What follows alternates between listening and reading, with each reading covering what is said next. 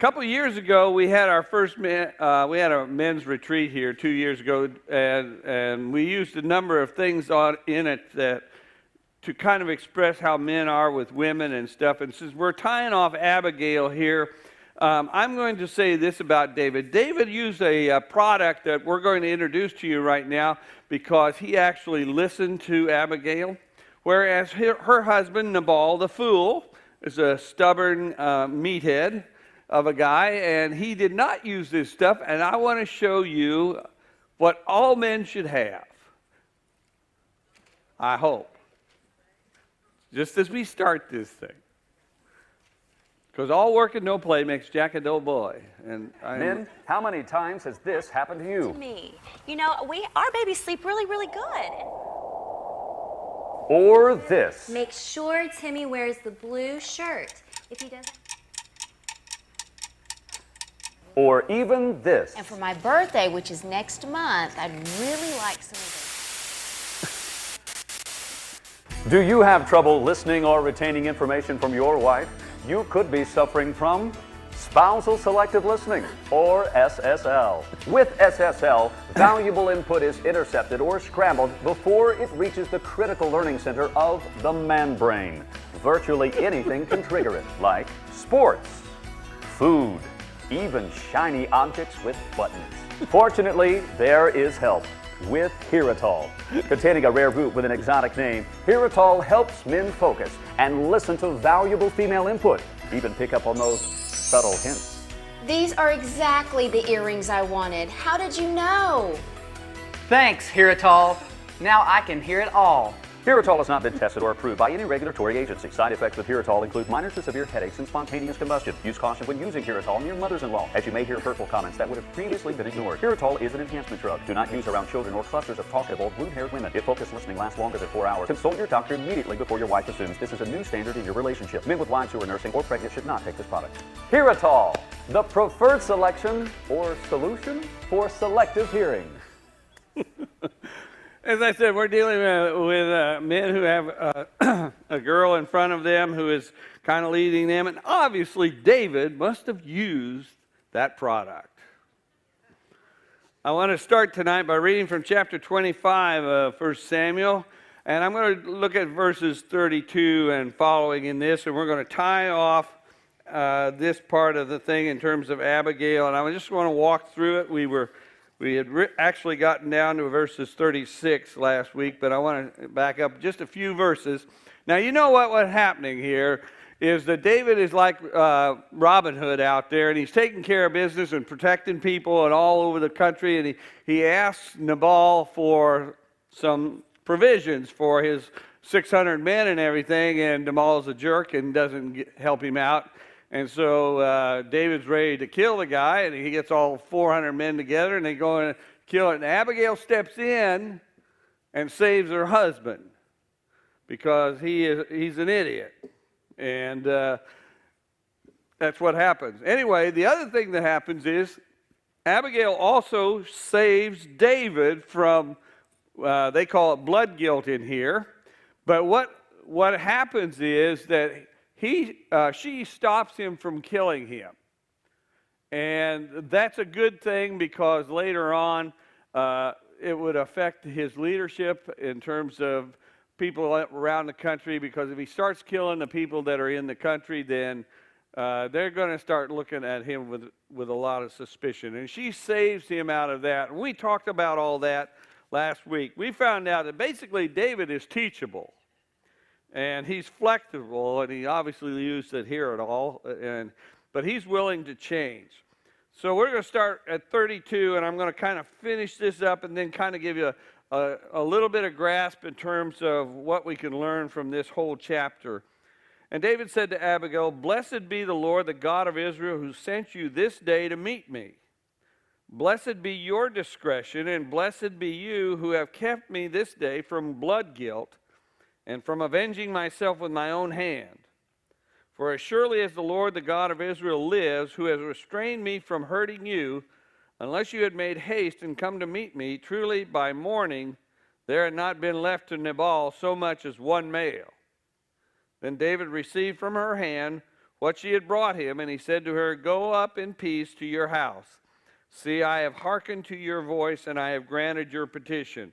And what he's doing is, you got to remember that David is the king. He has just not assumed the throne at this point because Saul is still holding that position. But he is the one who is going to replace Saul, and he is God's anointed, and Saul isn't anymore. But he's teachable and flexible enough here to be willing to listen to her, and he is not bullheaded like her husband was. Now, what about the justice and or the vengeance or God's purpose for her? Now, none of these people have read their stories in the Bibles. We may know the end of these stories, but they don't know these things. And none of us know our stories either, what's going to happen to us or how things are going to work out in our life. And so God in our lives has to be one in which we walk by faith, but we also walk with a vertical understanding of the world as well as just looking at things horizontally. So what about her? What's God's purpose for her? Does she go home and get, "Well, honey, thanks for saving my life from Nabal"? No, she doesn't get that at all. Verses 36 to 38, "And Abigail came to Nabal, and lo, he was holding a feast in his house, like the feast of a king."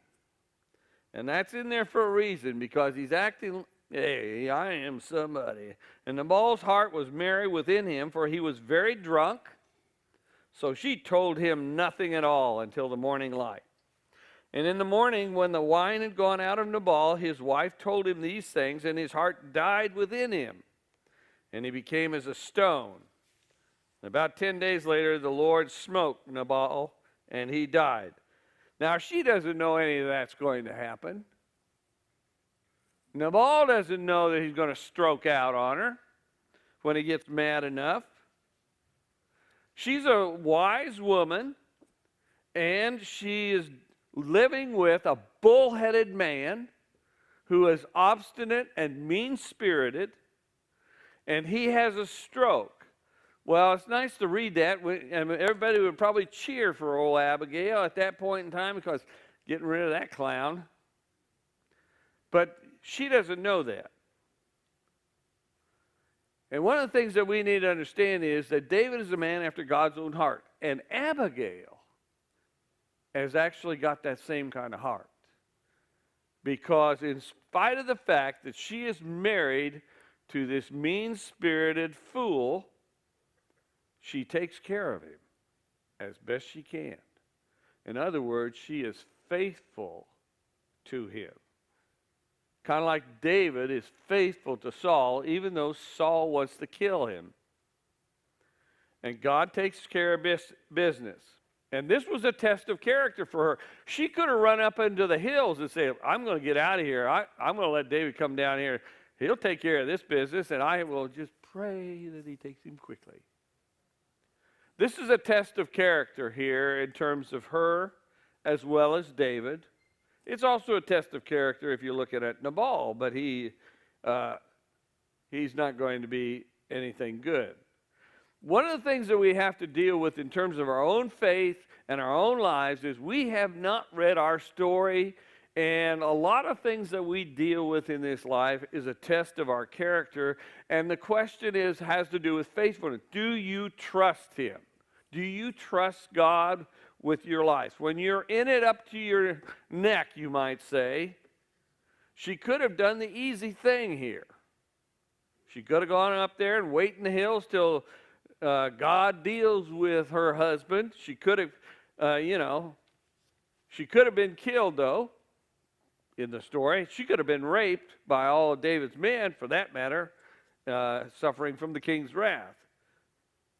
But David would have blood guilt on his hands, and he would get blamed for it, and she saved him.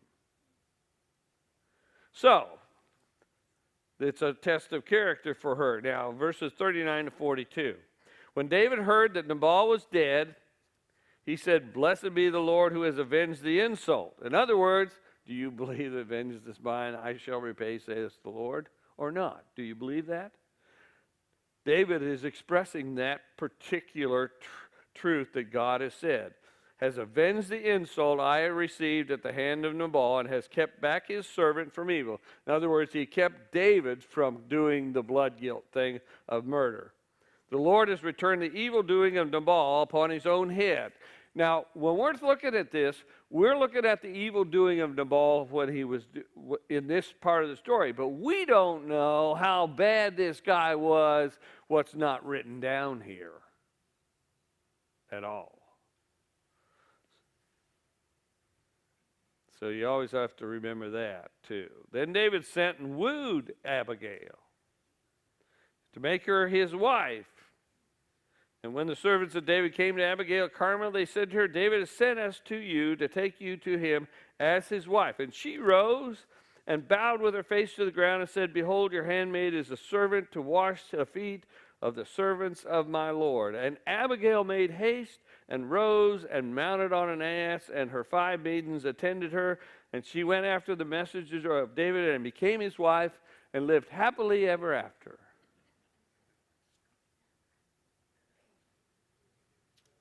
No, not quite.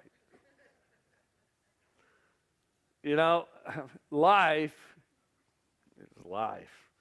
And even though I really do like the stories of Cinderella and Sleeping Beauty and all those things, and they're really nice, but life doesn't usually turn out quite like that. Abigail is his wife.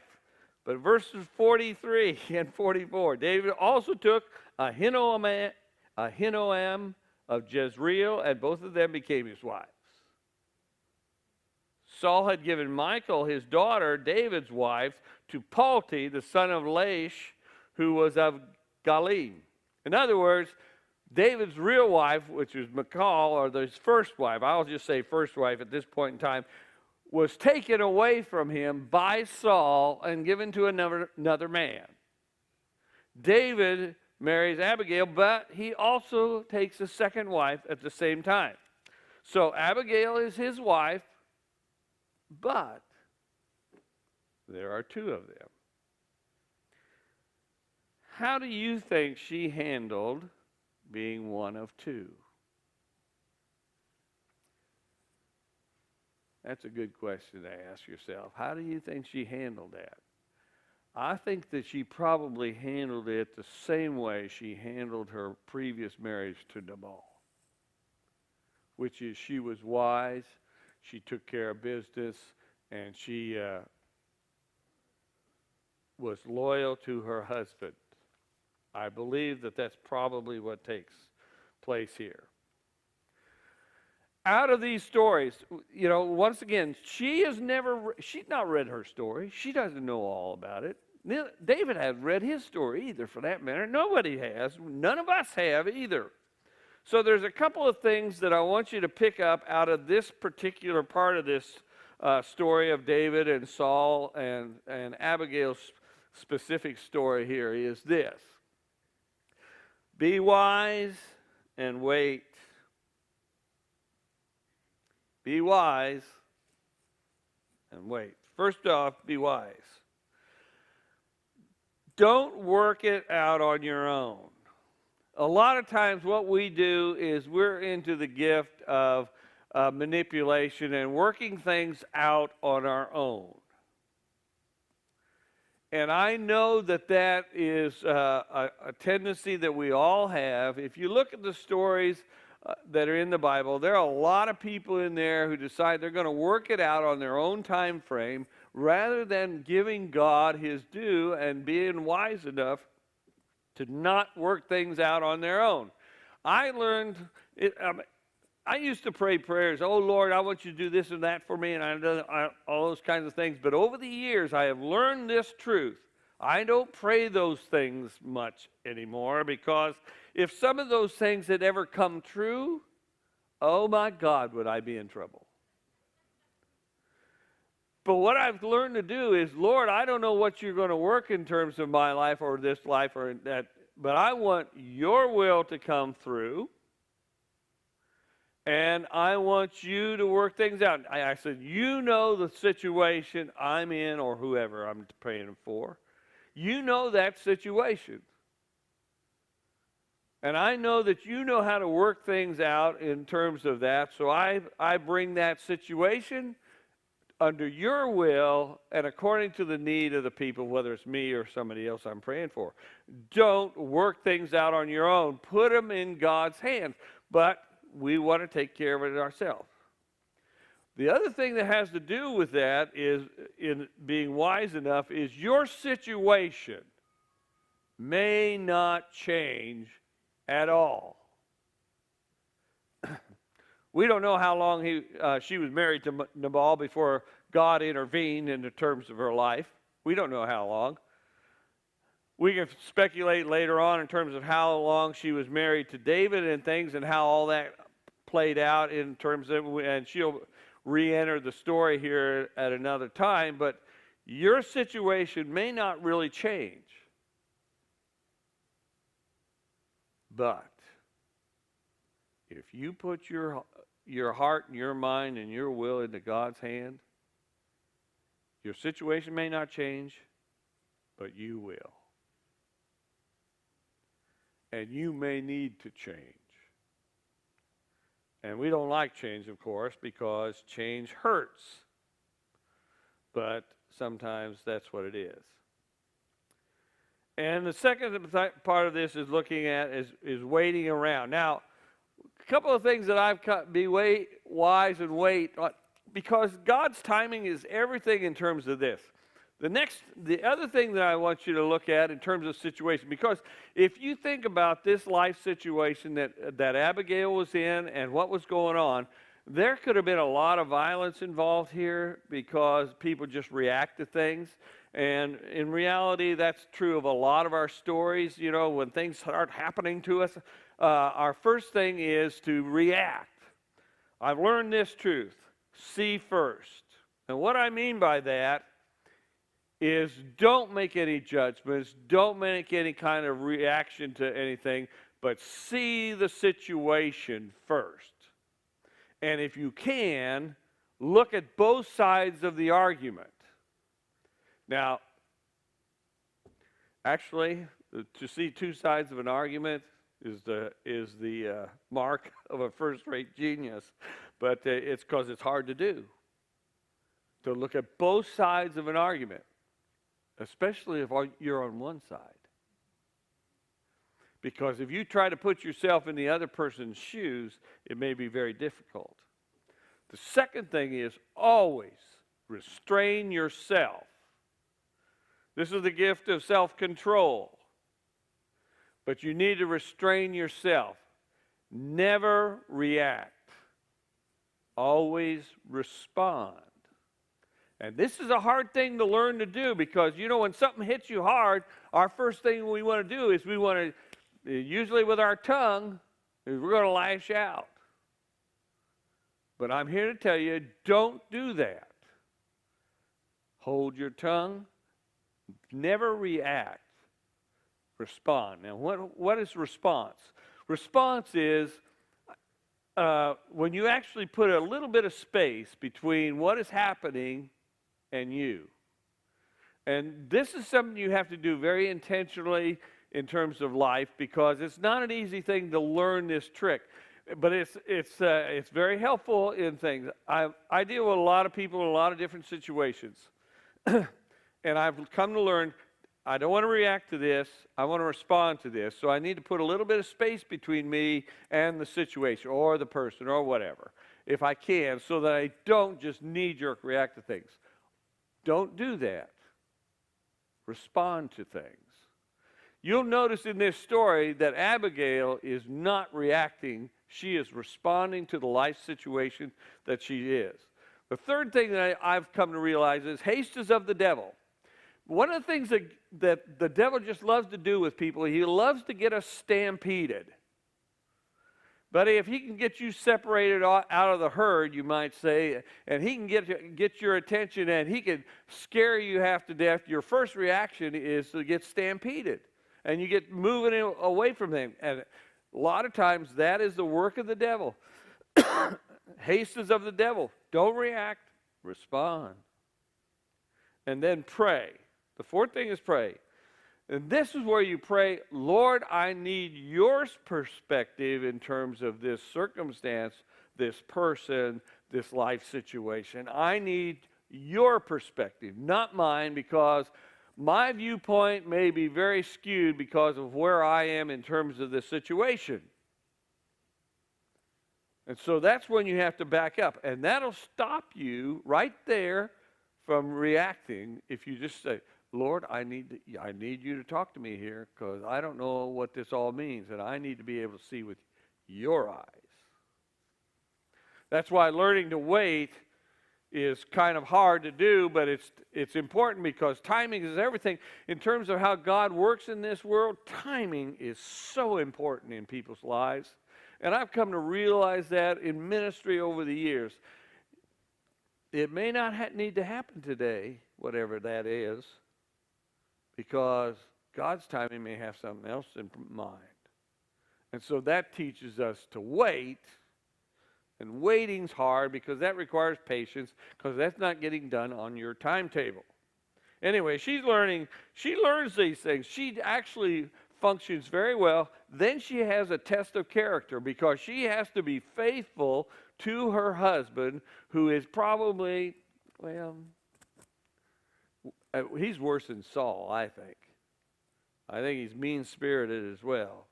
But her test of character is she chooses to be faithful to him in spite of the fact that he is such a jerk. Okay?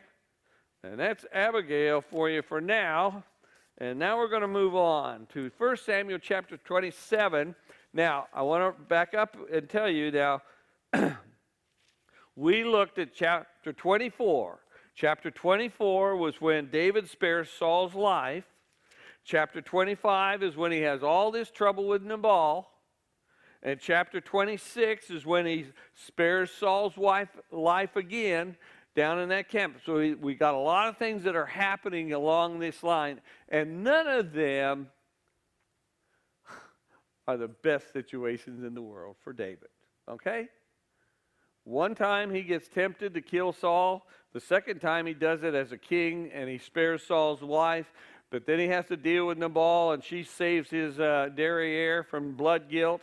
And so all these things are going on in David's life. And if you look back up, you learn Saul's been trying to kill him. He strips him of his wife. He strips him of his home. He strips him of his position. He takes Samuel out of the picture for him. He even gets the church out of the picture. We've gone all through this. All this stuff has happened to David just because he killed Goliath. You know, I realize that most all of us can say, boy, I tell you what, nobody knows the trouble I've seen. But I'm here to tell you, I don't think anybody's seen the trouble David's seen, except for us in this Bible study. We may know. And so here we come to chapter 27, which is after he has saved Saul's life again. And Saul said, you're such a good guy. And I did say, but they go different ways in verse 25 of chapter 26. Then Saul said to David, blessed be you, my son David. You will do many good things and will succeed in them. So David went his way, and Saul returned to his place. Okay, you got an idea of what's all going on in David's life? Okay. Before I delve into this, in the men's bathrooms here at Lampstand Church, over the urinals, we have motivating signs. You girls seen any of those when you use the bathroom on the women's weekends? They're motivating signs as we go to the bathroom. Well, my mind is such that I am a little bit rancid around the edges at times. And I said, what if we put up other signs? And so I went to Despair Incorporated and looked at some signs that demotivate us. So we're going to look at a few signs tonight because this is where David is. Let me read verse 1 first. And David said in his heart, I shall now perish one day by the hand of Saul, and there's nothing better for me than that I should escape to the land of the Philistines. Then Saul would despair of seeking me any longer within the borders. He said, I shall perish one day. He's been demotivated, folks. You got those signs? We're going to go walk through them. Hope may not be warranted at that point. Think about it. You're laying looking up. Okay. Oh, ambition. The journey of 1,000 miles sometimes ends very, very badly. Believe in yourself because the rest of us think you're an idiot. Put them at the urinals, right, guys? Challenges. I expected times like this, but never thought they'd be so bad, so long, and so frequent. And I think this could be David's sign. Put it in his cart or something. Consistency is only a virtue if you're not a screw-up. Distinction. Looking sharp is easy when you haven't done any work.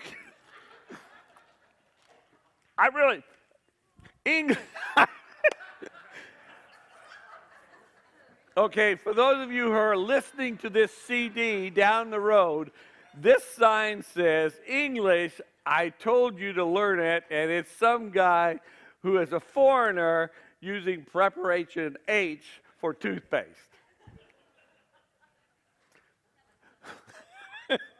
Foresight. So those who say it cannot be done should not interrupt those busy proving them right. Idiocy. Never underestimate the power of stupid people in large groups. And how many more of these we got? Legacy. It took millions of years to create something this extraordinary. You have about 74. Motivation. If a pretty poster and a cute saying are all it takes to motivate you, you probably have a very easy job, the kind robots will be doing soon. I love them. Perseverance, the courage to ignore the obvious wisdom of turning back in a sandstorm. Those of you who are listening to this on CD, you can't see the pictures. So what is it? What's the, where do they go? Despair Incorporated? What? Despair.com is where you can find these things. Retirement, because you've given so much of yourself to the company and you don't have anything left we can use. God, that's the way I'm going to feel. Tradition, just because you've always done it that way doesn't mean it's not incredibly stupid. And wisdom, sometimes the only difference between a budding genius and a blooming idiot is where they choose to take a stand. That's worth. Just because you're necessary doesn't mean you're important.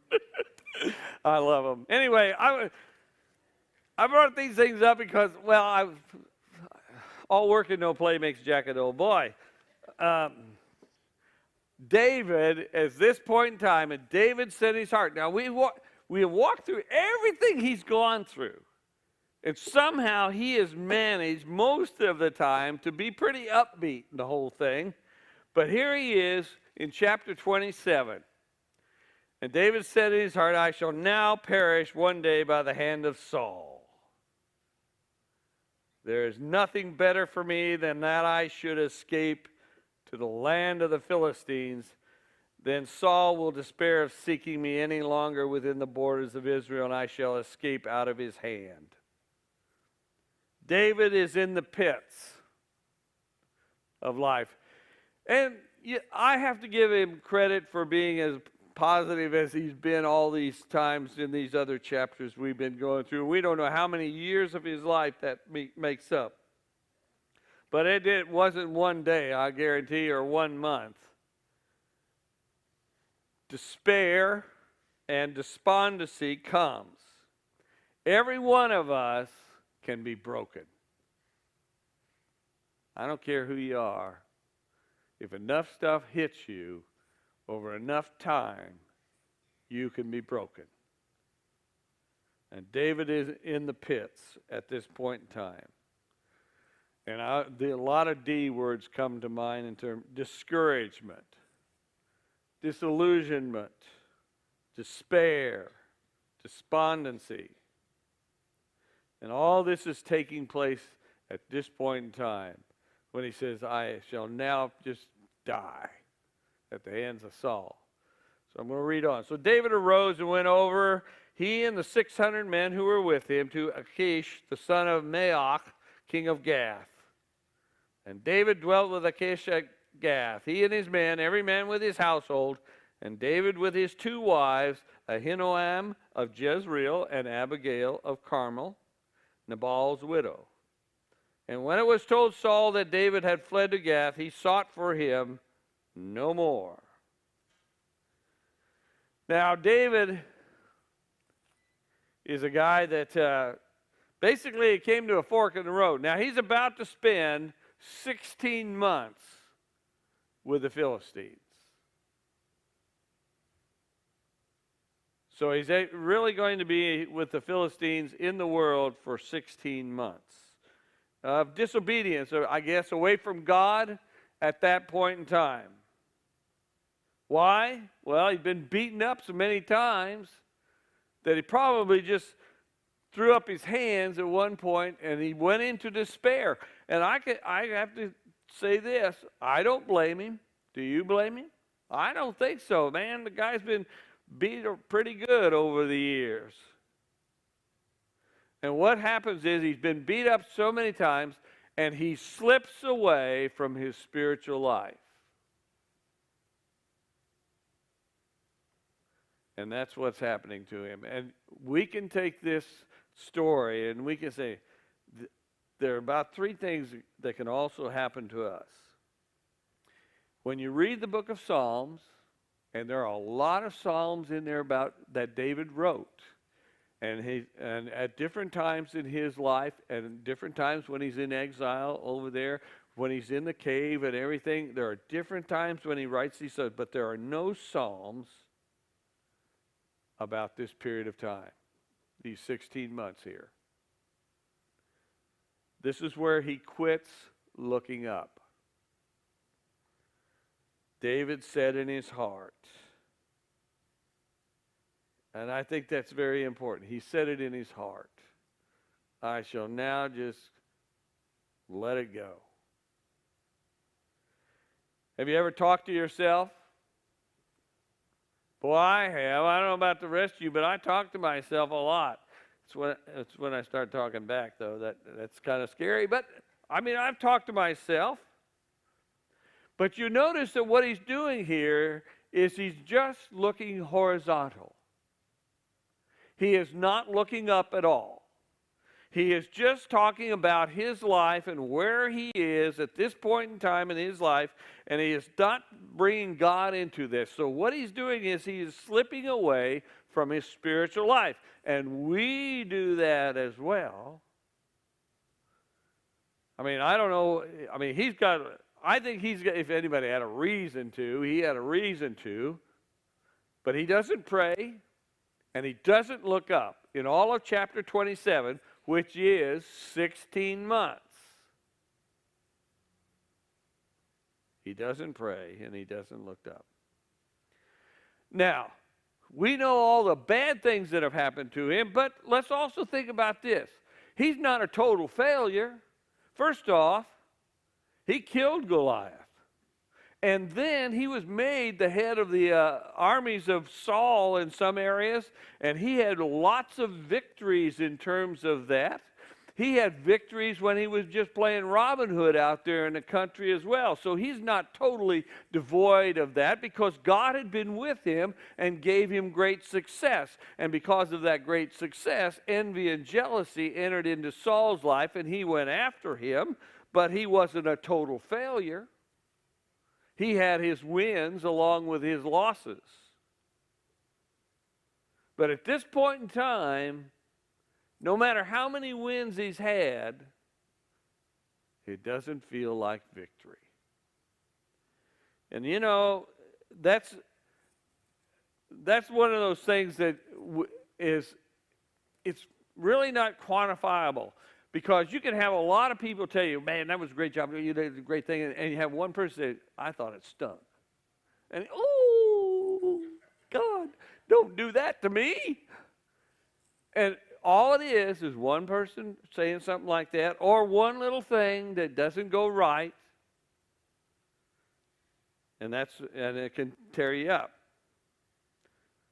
And one of the things that happens to us as well is when we get like David and we're looking horizontal more, we may know that God's there, but we don't think about it in terms of our lives and his purpose in our lives and his working in our lives.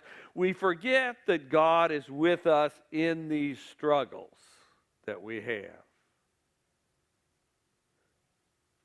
And trouble comes at home, maybe it's day in and day out, or maybe it's years that it takes place, and then we begin to come apart in terms of that, and then we say in our heart, I might as well go out in the garden and eat worms, because this is going bad on me, and I'm just such a failure, and life really stinks, and we do it, don't we? And I can make light of it up here, but if you're doing it and you're living it, it's not fun, is it? But we do it. We say in our heart, whatever you want to say in your heart. He says, Saul's going to get me. I know this Saul's going to come down. I'm not going to get done what I want to do with my life. You can put in your own. I'm not going to find that right guy or that right gal. I'm not going to succeed in my business. My ambitions are failing. And there he goes. And we think horizontally. We don't think, God may be in the background, but we don't look up. And second thing that happens is pessimistic reasoning. Oh, pessimistic reasoning. And we look at our future and we think it's inevitably bleak. And it's just pessimistic thinking. That's what it is.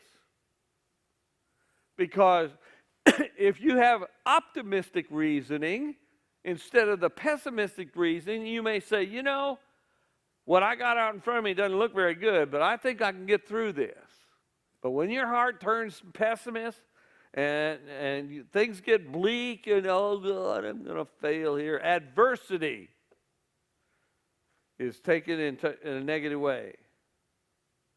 Remember, David, Samuel has anointed you king. And if you believe what God is going to do for you, he'll take care of that in his time.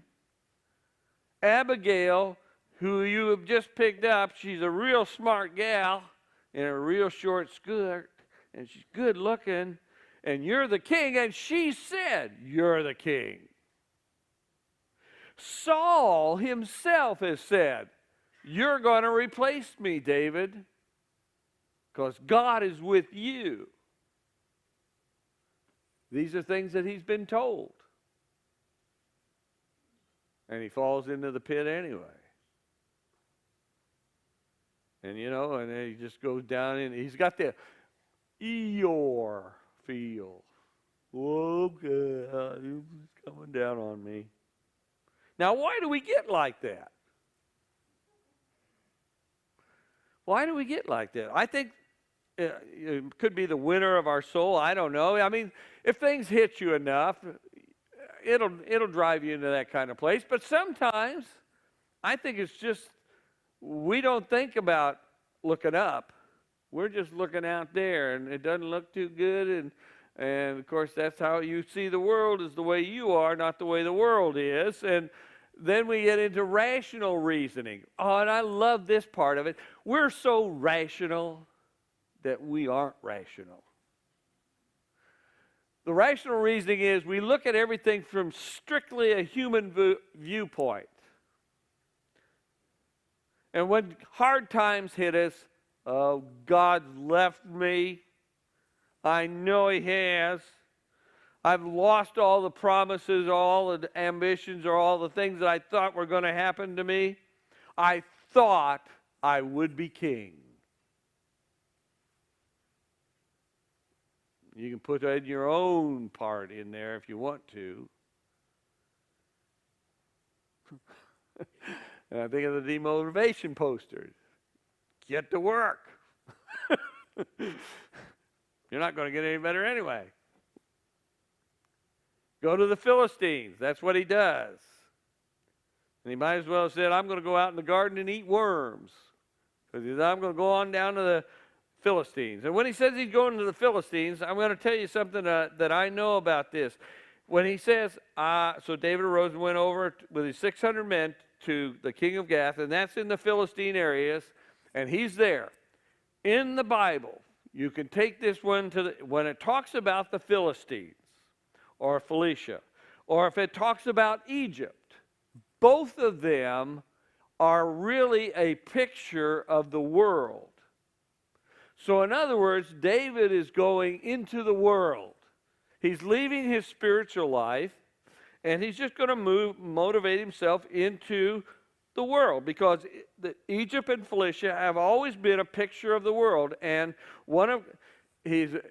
I've seen this happen with people. One of God's people gets called with purpose and destiny. You know, every one of us is a king or a queen in terms of that. We talk a lot about lost people in the church, Christians who opt for the world. They call it backsliding. I don't really think backsliding is the term that I would use in terms of that. What we do is we go into the world. We leave our spiritual life. We quit looking up and we begin to live horizontally. And David looks like a non-believer here. He goes into the world, the Philistines' world, and he picks up their lifestyle. But he's not one of them. He's an Israeli. He's one of God's people. And what he does is he begins to rely on himself and his own strength and his own hand. Let me read the rest of this chapter to you, and then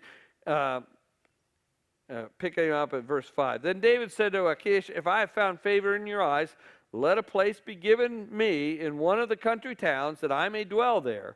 For why should your servant dwell in the royal city with you? In other words, he said, I don't need to be like you, a king. So that day Achish gave him Ziklag. Ziklag. Therefore Ziklag has belonged to the kings of Judah to this day. And the number of the days that David dwelt in the country of the Philistines was 1 year and 4 months. That's quite a while.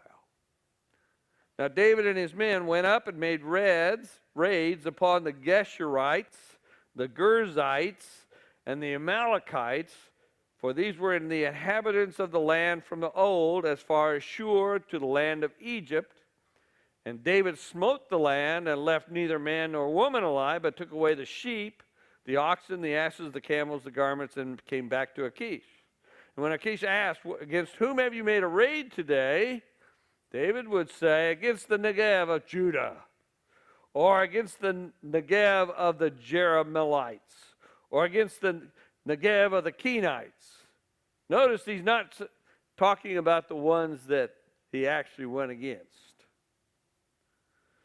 Lest they should tell about, and David said, save neither man nor woman alive to bring tidings to Gath, thinking, lest they should tell about us and say, so David has done. Such was his custom. All the while he dwelt in the country of the Philistines. And Achish trusted David, thinking, he has made himself utterly abhorred by his people Israel, therefore he shall be my servant always. Now what is he doing here? First off, one of the things that he's doing, and then in verses 2 and 3, so David arose and went over, and he and the 600 men who were with him, and his 2 wives, he brought them with him too. One of the things that I've come to realize is David looks like a non-believer. He's picking up the world's style of living, and he relies on himself, his own strength, his own hand. He's not looking to God. God is not in this chapter really, except that he's there, but he's not. Now, we call them backsliders, but I think that's a poor call on this thing. Man is the only animal I know who runs faster when he has lost his way. We sprint when we lose our way. And what he does is he forsakes his spiritual life.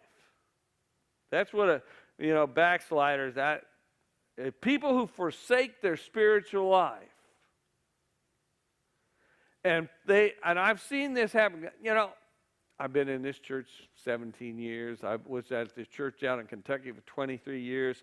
And because of that, I got to take tours in people's lives. I got to see generations come and go, literally.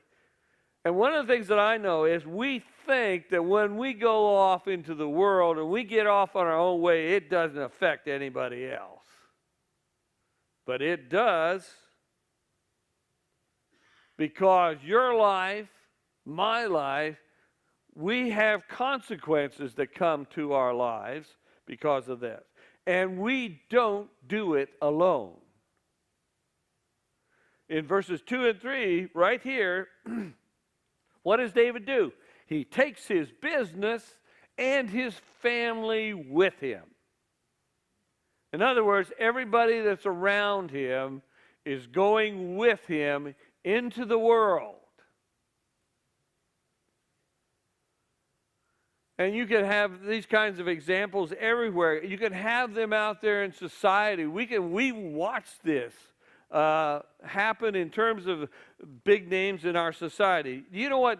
That's what happened with Richard Nixon back when he went sour in 74 or whatever. He took everybody with him that was part of his crew.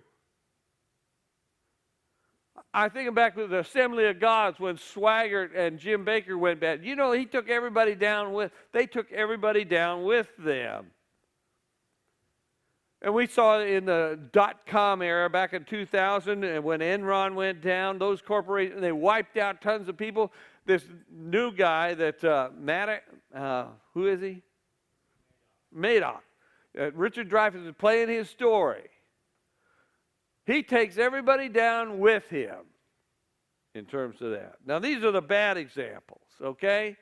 But there are good examples out there, too, in terms of people. If you go back into the 70s, and you talk about Dell and Jim and Gates and Microsoft and Dell, and then Steve Jobs when he was with Apple and when he came back to Apple, these guys took everybody with them. And they succeeded in terms of things. I look at sports.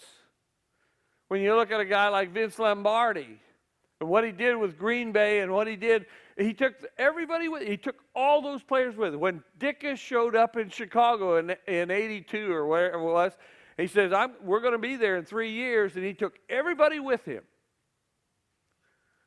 And the one I really like is Phil Jackson, because Phil Jackson knows how to manage egocentric basketball players. And every place he has been a coach, he succeeds, but he takes all these people with him. To think that we don't take people with us in terms of these things, that we are mistaken. Churches do this. I know this. I've been around churches forever. I've seen good churches and I've seen bad churches, and I guarantee you, as goes the leadership, so go the people. Period.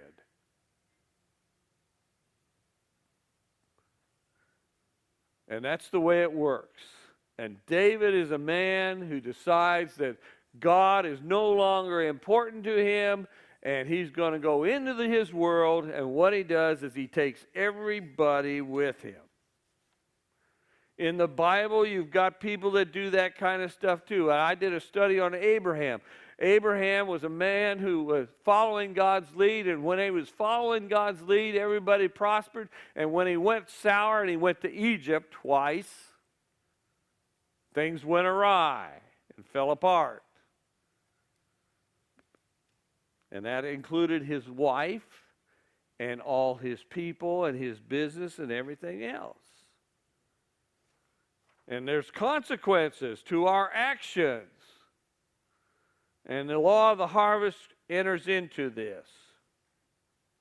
But he does get some consequences. In verse 4, it says, Saul quit looking for him. He didn't go after him anymore, for that matter. So what happens here is David gets, I tell you what, I've seen people go into the world, back into the world. As I say, I take tours in people's lives. And I see people come and go.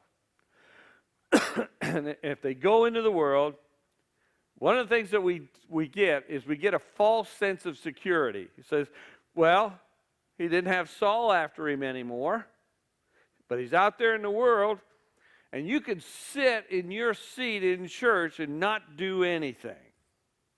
You don't have to give. You don't even have to worship. All you do is show up occasionally. You don't have to care. You don't have to pray. You don't have to do anything, and you can be very comfortable in your seat. And you can have a false sense of security. Oh, God's got me covered, and I don't have to worry about anybody else at all. And if you sit there in that seat, the devil's not going to get after you because he's got you paralyzed already. You're neutralized in terms of that. So why? I'm not going to mess with that person. I don't have to. He doesn't have to deal with Christians that sit there on their derrieres. So you don't have to worry about satanic harassment. You don't have to worry about the hassle of being a Christian. Saul stops following him. But it's a choice to either walk with God and be his man or woman in this world, or to do what David did, which is, I'm going out of this stuff. I'm getting out of this right now because I've had enough of it. I seem to have nothing but trouble when it comes to this, and I'm getting out of it.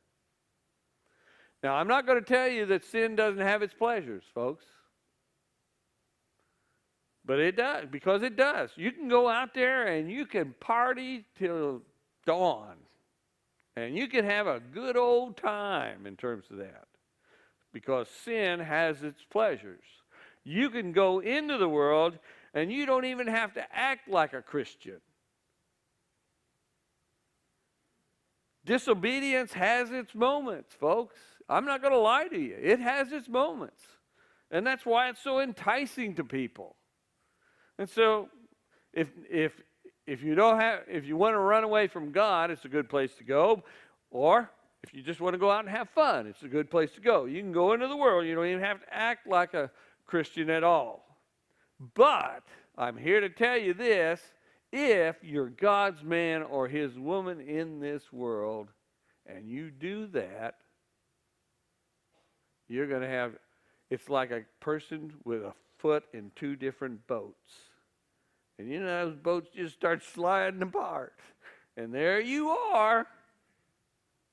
That's kind of what happens in terms of this stuff. Back in 1995, how am I doing? We're not going to get too far on this guy. So I'll just tell you a story. Stories are good.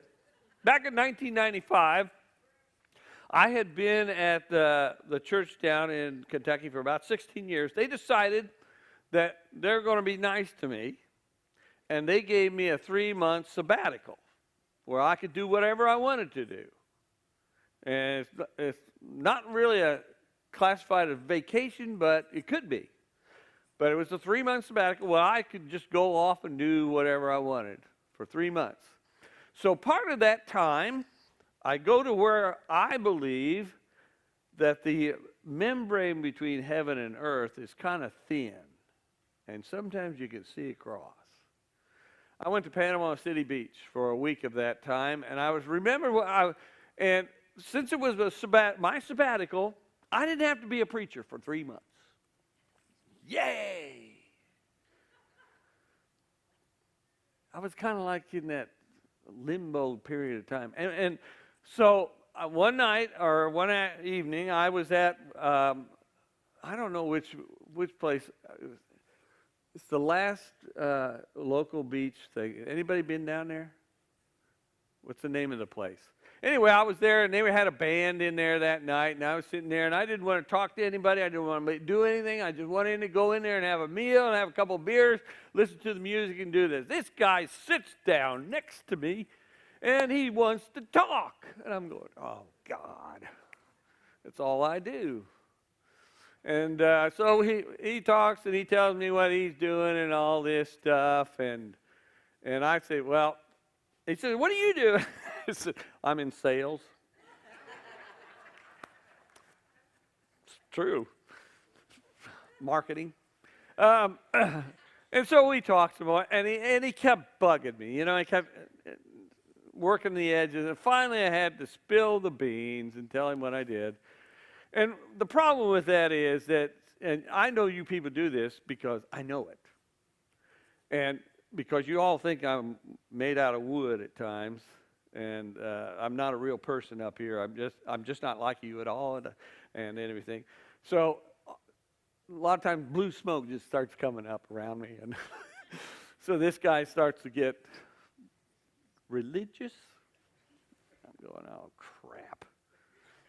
So he's telling me this stuff, and his life is a mess. I mean, it's a total disaster. And he's telling me this, and so I had to put on the minister's hat. Well, I didn't want to do that. I wanted to be in the world. I didn't want to be what I knew I was. And I just said, the church gave me the sabbatical. God, why don't you do that? So anyway, I ended up with this guy for a 6-pack and 2.5 hours worth of counseling. At which point I decided that if I wasn't a minister, I'd be a bartender because you get the same kind of clientele. But I talked to this guy, and I did, I gave him counsel is what I did for 2.5 hours. And actually, I gave him some stuff, and I stayed in touch with him for maybe 6 months to a year after that. I don't know what happened after that, but it was one of those times where I was kind of like David was. I think about it. When I was in the world, I wanted to be in the world. I did not want to be a Christian as such. And that's where David is at this point in time. He's out there, and he's in the world, and he says, I am not going to be a Jewish person. I'm not going to be an Israeli. I'm not going to be the king of Israel, coming up. I'm just going to go out here and act like the rest of the world. And that's where we find David at this point in time. And that may be where we leave this thing tonight. By the way, what you do when you do this stuff, though, is you submit to the world. And that's where the trouble starts. It's when you submit to the world around you in terms of how you live it.